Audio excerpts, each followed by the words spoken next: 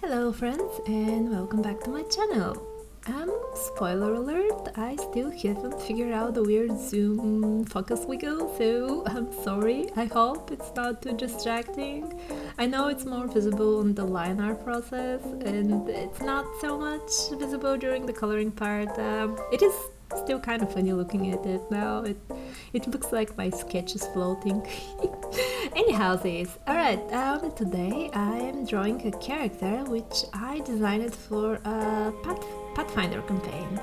Pathfinder 2nd edition to be precise, which a friend of mine started, I think it's been 3 years ago now. It will be almost 4 years soon. Sadly, this campaign has been on hiatus for quite a while and I'm not sure when we'll be continuing it. It was more on the roleplay side, it was roleplay heavy campaign. And let's be real, I would have joined if it was any other way. I do enjoy fights, they're fun, but what really tickles my fancy is the story. I need my dramatics, I need my character dynamics, and I need to poke like every corner of the world and unearth hidden lore, and I need to squeeze every NPCs for information, and if I can, recruit everyone on the way. Because, let's be real, I've played Suikoden. If I see an NPC, if I touch an NPC, I need to know if I can add them to my unexisting castle.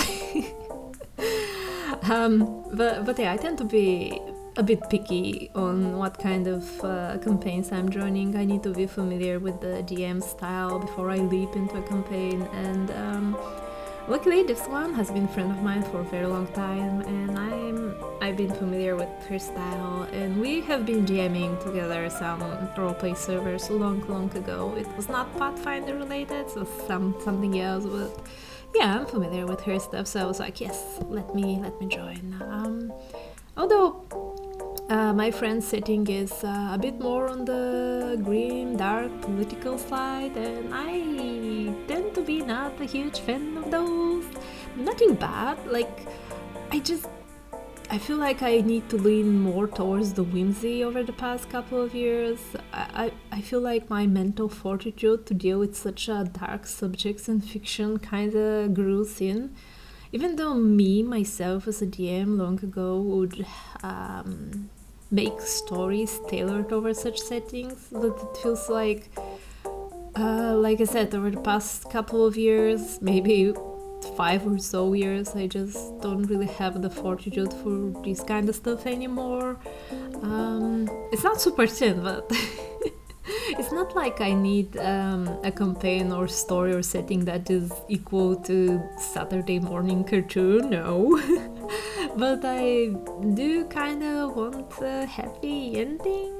Not that you can tell what kind of ending it is, but yeah. Anyway, okay, super got distracted talking about DMing and stories and stuff.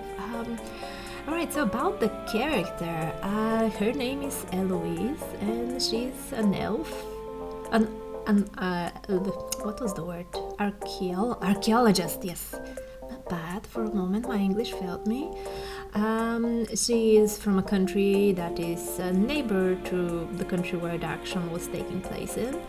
I made a little background for her where she has a little bracelet stuck on her hand, and it's kind of cursed, and because she couldn't find answers on how to get it off her hand from her country, and her little research led her to the country where the action is taking place. So that's how she leaped into the setting. The setting where the action is taking place is this Europe-inspired kingdom, which has like this church, an inquisition hunting witches, and anyone who's using any kind of suspicious magic. So Eloise has to be careful when asking about her cursed bracelet, so she won't get like burnt on a stake or something. So I gotta be careful when I roleplay her and try to advance her own personal quest. and because she's from a different country, and she almost looks like she got isekai'd there.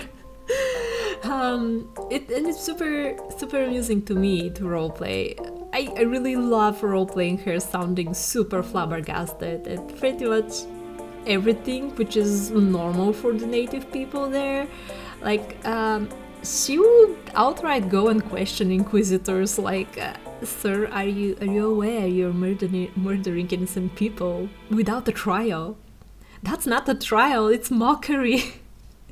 I super love role-playing her. And my DM, bless her heart, she's so understanding, because I don't know how Eloise is not like jailed yet. But yeah, right. So, and I know my party members joke that Eloise is a bit like an anime protagonist. And that's why I'm drawing her the way I'm drawing her now, with like her hand extended forward, like taking you on adventure. Yay, let's go! But yeah, she's on the upbeat, optimistic side, and I really enjoy role-playing her. She makes me happy. And she does kind of clash with the setting now when I think about it. I also try to give her a bit of a posh accent when I try to voice act her. Voice acting is kind of fun. But yeah, so when I was designing her, I went with something more easy to roleplay, for me anyway. A character who would engage easily and be more on the extroverted side, and she came along in my head very, very, very fast.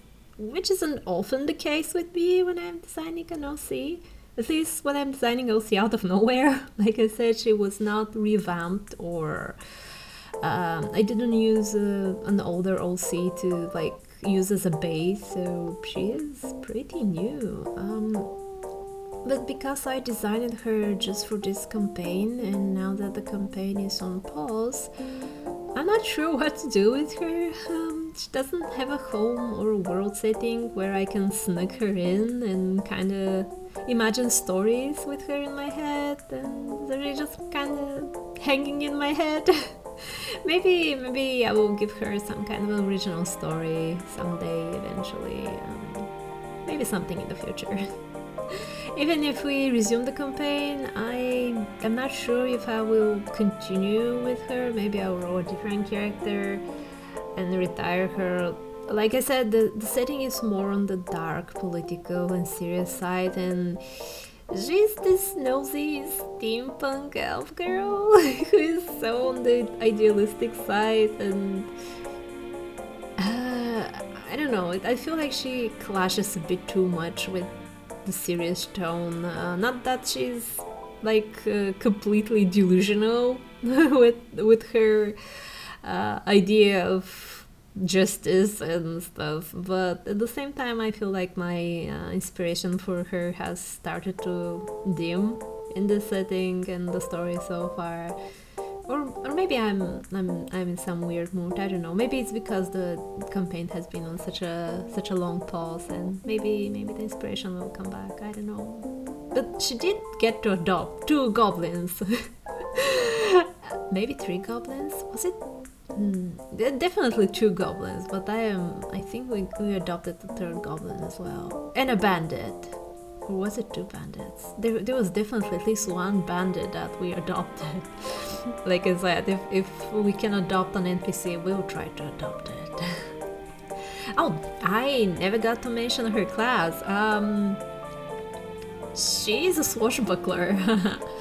And that's my first time playing a swashbuckler.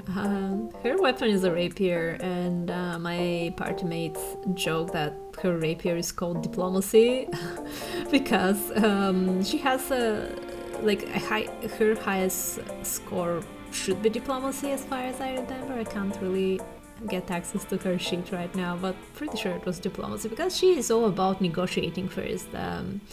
But she's also very easy to leap into a fight. Like, she does not shy from getting her hands dirty in the name of justice, of course. She just leaps in, especially if she has to protect someone, even if the opponent is way larger than her. She's the frontliner type, and overall she has the whole white knight mentality going on for her. And I thought the class kind of fits her. I did enjoy the whole panache point system. I so hope I'm pronouncing this word right, panache.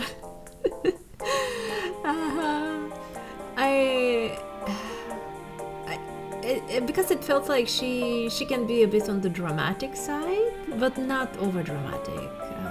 So I super enjoyed the whole class with a little theatrics, building panache points and stuff, and doing finishers. It was fun.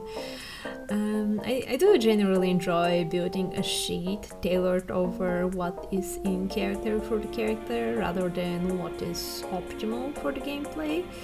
And I did read a couple of nifty swashbuckler builds, but most of those that I got to read did not sound very much like her.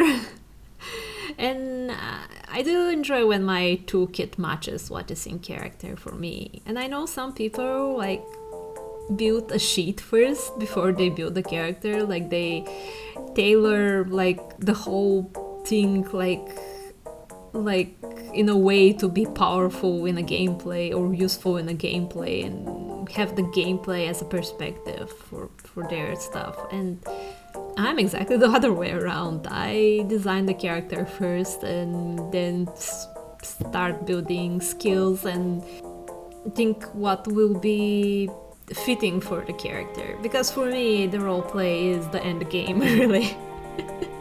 But I don't think there is a right or wrong way to make a character. It's just a matter of having fun. At the end, it is a game. If you're having fun, then you're playing it right. But yes, thank you so much for joining me on this little drawing session. I hope you had fun. I hope I was a little bit entertaining with my fumbling and mumbling. And I hope the little video was just a little bit inspiring. And hopefully I'll see you in the next video. Bye bye!